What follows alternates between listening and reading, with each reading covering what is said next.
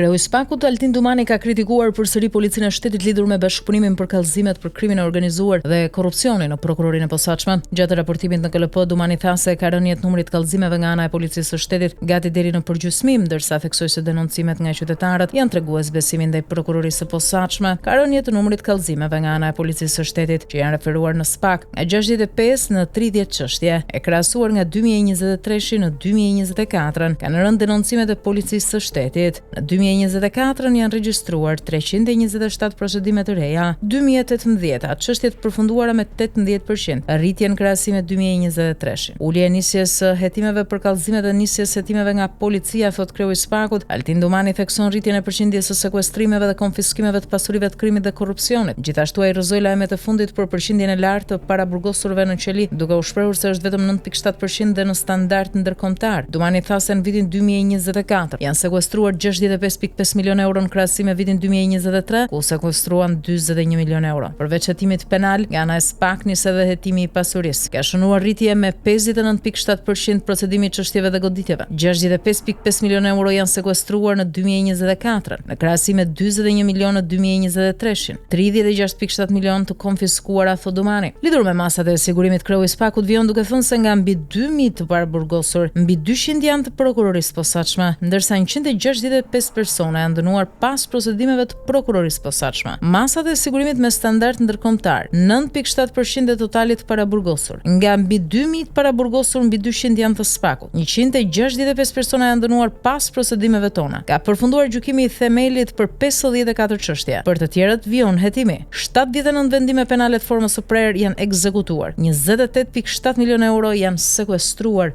përfundon Dumani.